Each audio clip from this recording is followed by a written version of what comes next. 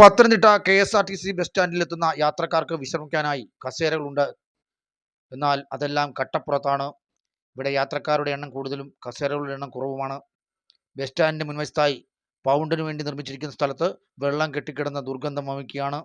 മാസങ്ങൾക്ക് മുൻപ് ഈ വിഷയത്തിൽ നിരവധി പരാതി നൽകിയിട്ടും ഫലം കണ്ടില്ലെന്ന് മനുഷ്യാവകാശ പരിസ്ഥിതി ഫോറം പത്തനംതിട്ട ജില്ലാ സെക്രട്ടറി രാജു വെട്ടിപ്പുറം പറഞ്ഞു.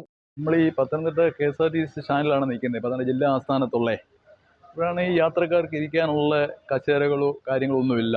ഉള്ള കസേരയെല്ലാം ഒടിഞ്ഞ് നാശമായിട്ടിരിക്കുന്ന കസേരയാണ്. ആകെ 2-3 കസേരയുള്ളൂ. ആയിരക്കണക്കിന് ആൾക്കാർ ദിവസവും ഇവിടെ യാത്ര ചെയ്യാൻ വരുന്ന ആൾക്കാരാണ്. ആയിരക്കണക്കിന് യാത്രക്കാർ. അവർക്ക് ഇരിക്കണമെങ്കിൽ വലിയ മണിക്കൂറുകൾ നിൽക്കേണ്ട അവസ്ഥയാണ് വന്നിരിക്കുന്നത്. ഇത് പല പ്രാവശ്യം ഞങ്ങൾ ബന്ധപ്പെട്ട അധികാരികളോടൊക്കെ അറിയിച്ചിട്ടുള്ളതാണ്. പക്ഷേ യാതൊരു നടപടിയും ഇതുവരെ എടുത്തിട്ടില്ല.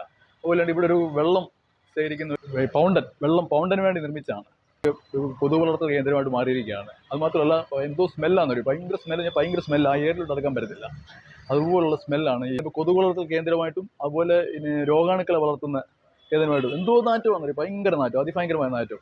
അതുപോലെ ഇവിടുത്തെ സിറ്റുവേഷൻ എന്ന് പറഞ്ഞാൽ ഇവിടെ ഒരു നാഥനില്ല കളരി മാതിരിയാണ് ഇപ്പോൾ KSRTCയുടെ അവസ്ഥ എന്ന് പറയുന്നത്.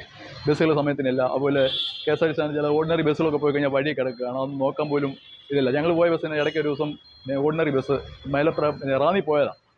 മൈലപ്രായ്ക്ക് ഇപ്പുറത്ത് വെച്ച് അതിൻ്റെ ആക്സിലേറ്റർ ഒടിഞ്ഞു പോയി. അപ്പോൾ ഇങ്ങനെയുള്ള ഒരുപാട് പ്രശ്നങ്ങളാണ്.